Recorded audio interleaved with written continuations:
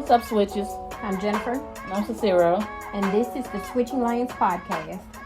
Today's topic, sex with friends.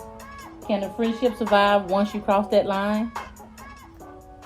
So, Cicero, I think this can be a really tricky and sometimes an even touchy subject for a lot of people once it comes to having sex or even trying to create a relationship with someone you consider to be a friend. Is that something that you've ever tried? And if so, how did that turn out for you? I have experienced that, and it actually turned out good. We decided that at this point in our lives, at that point in our lives, rather, when we decided to not move any further physically, we decided, well, no, I take that back. When we decided we weren't going to move further in terms of a relationship, we decided, okay, physical was probably not the best bet either. Okay. Because it had the potential. We had a couple of kinks. It had the potential to get ugly, but I had to step up and say, you know what? Let me back off. Okay. Because I value our friendship way too much. We've been friends way too many years. And we withstood a lot as friends to let that be thrown away because we just had some fun. So I think that, it took some doing. It didn't take a long time. It wasn't a process. It took some doing. We just, it's just once that we made up in our minds that this is how we're going to proceed, then that's how we proceeded. And to this day, we're still great friends. We talk, we communicate almost daily, and it's strictly platonic. Because again, I made that clear. I was like, I'd rather us stay friends than end up hating you in the long run. Okay. So, but I don't think that's a common act. But I think depending on the friendship and depending on the level of friendship and the length of friendship, I think it is possible. Well, so I've tried it as well, and here's my experience. We were friends first, and most people would suggest that. They always say, try to get to know that person. Try to be friends before you have a relationship, which is great. But if you had a relationship that was strictly a relationship for an extended amount of time, 9 times out of 10, it's a bigger decision to make because you didn't go into that situation looking for a relationship. You knew that was your friend, and you maintained a friendship for all these years. So when you began to start considering a relationship, you know that there's something to lose if it doesn't work out, right? As opposed to you meeting a stranger and taking the time to get to know them and so forth. You're not losing a whole lot other than some time if it doesn't work out well. And with my situation, we knew each other. We had known each other for a while, for years actually. We were friends. And we thought it was a good idea to cross that line. And it did not go well. And instead of us saying, you know what, let's stop now. Let's hang in there. Let's work on it. Let's do this. So let me ask you this. I heard you mention relationship. So had y'all decided to be in a relationship? We did. Point? Okay, see, there's a difference in my situation.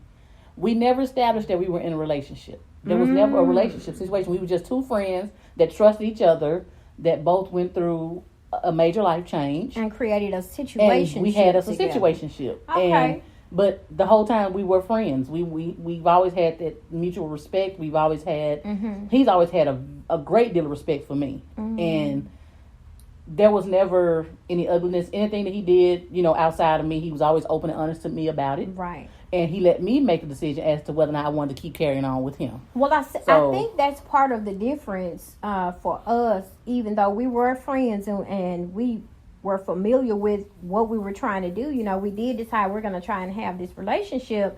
I think the difference for us is once you guys entered your situationship, you still had that open communication. You still had that real friendship going. You still all of that great stuff, right? Yeah. But with us, once we decided we were going to enter into a relationship, and I guess you could say once the new wore off, he began to treat me just like the typical chick he would mess off with. The typical chicks that he was dating at that time, he pretty much treated every girl the same. Yeah. And so now we decided to date, and I'm a girl he's dating as opposed to his friend. And so we lost a lot. Wow. And I think we dropped the ball, or I guess my question is, I'm not gonna say this is where we dropped the ball. My question to you and everybody else, I guess, is if you decide to cross that line, you make that conscious decision with your friend to cross that line, right? Mm-hmm. Is the key to maintaining a friendship after crossing that line and deciding this isn't working out? Is the key to it knowing when to abandon ship to try and save the friendship? I think that's definitely one of them. I think knowing when to abandon ship, and also establishing what you're doing on the front end. Because like I said, we never did establish that we were in a relationship. There was never a title to that. Mm-hmm. So we always knew we were friends. We always knew that it wasn't a relationship level. We both knew we were at this crossroad, this different. Like I said, we had this major life. We both had a major life change. Mm-hmm. We both went through a divorce at the same time. Mm-hmm. So we both knew, okay, we're just kind of each other's comforter. Right. But we spent time together, good company, all of that. But I think that front end establishment, mm-hmm. and then because we like I said, was never in a relationship. So without the relationship, I think that is what helped me to be able to know when I needed to abandon ship. And also some events that took place. Mm-hmm. But when those events took place, and they were some hurtful events, when they took place, mm-hmm. I had to step back. I had to get myself together and clear my head and say, Cicero, okay, this is what it's been. This is what it was. He was honest with you with information that he really honestly didn't have to tell you. But because there was no relationship. Because there was no relationship. But because of the respect he had for me, right, he did share that information. And I felt like that was respect because he didn't have to tell me. Mm-hmm. So he gave me everything and let me decide what I want to do with that. And that was my decision. And he respected that decision. Let's stay friends. I don't want to hate you. Right. I don't ever want, because I started to feel myself starting to resent. And I was like, we've been friends way too long. I mean, I'm talking about friends since like high school. Mm-hmm. We've been friends way too long. So I didn't want that to cause the issue in our friendship. We have a great friendship. Even now, we still laugh, jokes, and each other funny stuff, whatever. But I think when you've established that you're in a relationship, knowing when to abandon ship is definitely important. Like, you have to, I mean, it all comes down, relationship or no relationship, it all comes down to what you can take. Well, having the communication in the beginning is very important. No matter what you decide, you're making this decision together. Mm-hmm. This is what we are or are not doing. Mm-hmm. You know, even if you decide this is just a physical relationship between us, even if you're not friends, you know, I think communication is key no matter Absolutely. what. So if you decide, okay, you know, we're just hanging out, we're not necessarily in a relationship or whatever, then you have that understanding, and there's no need to clown if you bump into that person in public with another person. Mm-hmm. However, the issues come in when you're not communicating and being clear about what you want or what you expect or what you think this is, because a lot of times we get involved in things and we assume, right? Right. I'm assuming we're in a relationship because we're spending time together. You taking me out on dates, we're having sex, or whatever else we may be doing together. So I'm going to assume we're in a relationship. And we've never discussed this, and 9 times out of 10, that other person may not be on the same page. So the communication is definitely key. Oh, yeah. Establish what it is, even if it's not major, you know. Yeah. If it's not a relationship, say it's a situationship. We're just hanging out. We're just having fun. Not necessarily with those full-time ties of a relationship, you know. Well, establishing what it is, it helps cut back on any misunderstanding. Mm-hmm. And I had a friend that posted last night, ironically, on Facebook, the question, when you decide to be in a relationship, is this a conversation, something to the effect of, is this a conversation that needs to be had? Absolutely. Do you have a conversation, or are you just in a relationship? Right. And, I mean, everybody replied basically the same. You have to have a conversation, because you don't go into anything assuming anything. Right. I mean, it's like going into a job. You're not going to assume you work there. They're going to tell you, hey, we're hiring you. These are the conditions of your work, Here's our your uniform agreement. and your ID right. badge. So there's going to be a conversation had with HR. Let's sign this paperwork. Absolutely. This is what's expected of you. Yada yada yada. But it's the same in a relationship. You don't want to go in assuming y'all are together, because I mean, my experience with men are cut and dry. Mm-hmm. There is no assumption. It either is or ain't. Absolutely. So you can't go in with the assumption that we've been doing A, B, and C, so that means we're in a relationship. Mm-hmm. Yeah, no it doesn't. No it doesn't. Especially in 2020. No, it does not. No, so it doesn't. You have to establish what it is and what it's not. And if you can handle it, then you move. If you feel like you can handle it, then you move forward. If not, you definitely need to abandon ship at the get from the get. You need to just definitely say, I can't do this. This isn't Yeah. me. This is not what I was expecting. That's Right. what we need more people to say. And when you can do that, you learn that you end up having more respect for that person Exactly. and yourself. But you definitely end up having more respect for the person because they were honest with you. Right. And that was one of the biggest factors that influenced how we were able to stay friends. The honesty. The honesty was there. And I mean, even after mistakes were made. yeah, the honesty was Still, always there. The honesty, absolutely. that was never a question as to what is he doing, what's going on. It was always okay, this is what I did, this is what happened, this is where we are. And, you know, what do you want to do if you don't want to How move do you want forward to with move? me, then I understand. I love it. Yep. So it just depends on the people that are involved. It depends on the friendship, that level of friendship. To me, friendships are not disposable. So I value them. If I call you a friend, I value you. I'm not just around here calling everybody a friend. Hey friend, hey friend, hey friend. No. Absolutely. So if I call you a friend, I value you, male or female. So that's going to determine how I move forward with you. And if I don't want to lose you as a friend, then I'm willing to do what I need to do to make sure that doesn't happen. Right. Definitely.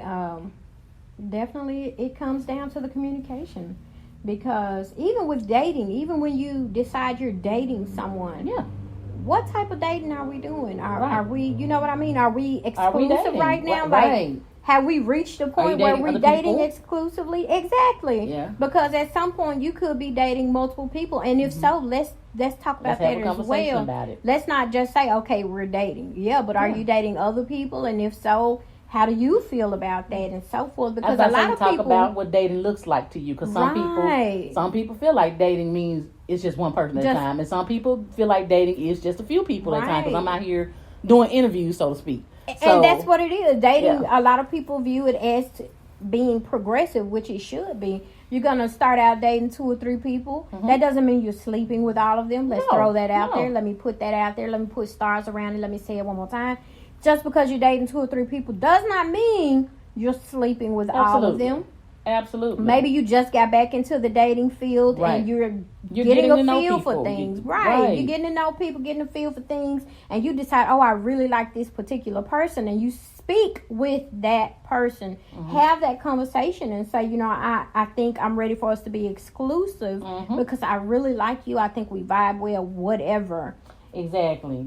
That's when, but that go back to the conversation. That's when that conversation is had. Have to have that conversation. But you don't I don't assume- think we should leave things to assumptions. Really. No, absolutely not. You never assume, if you're in the dating phase, you never assume that it's just you and that person. It's possible that it is, but you don't assume that. You find out, you have that conversation, and you get some clarity on that, and say, okay, what are we doing? Absolutely. And I've really learned more, and this is something I learned more recently, honestly, when it comes to the dating and so forth, that you have to have those conversations because we all view dating differently. We all have different lifestyles, and I've even had a person speak to me about polygamy. And we're all in, that's a topic for a whole other day. I'm gonna leave that to the coach. That's a topic for a completely different day, but Yeah. I would not have known that that's what he was into without us having that conversation. Wow. So it lets me know that, you know, we're talking and having fun and hanging out and doing whatever we do right now, but I don't see us moving forward. You understand? Because I don't see me in a polygamous lifestyle. But and that's a choice that I have to make for myself, and I have to share that information with him, because there's no point in me wasting his time and dragging him on if I know I can't conform to that lifestyle. Right. Well, at my age, at 40, going on 41, I definitely have to put out there, this is what I expect. These are my expectations. This is what I'm looking for. And if you're not looking for the same thing, then it's cool that we pass each other. That's fine. Right. But I definitely make sure that I'm clear on that. Like, are you looking to be in a relationship eventually, or are you dating with a purpose? Right. Or are you just having fun? Because at 40, almost 41, I ain't dating to have fun. So, And there are a lot of people out here who are. Yeah, and I I mean- appreciate the fact that they're so open about it now. This generation feels like they don't have a whole lot to hide. They may not be incredibly honest about everything, but when it comes to certain things like that, they don't feel like they should have to hide who they really are. I'm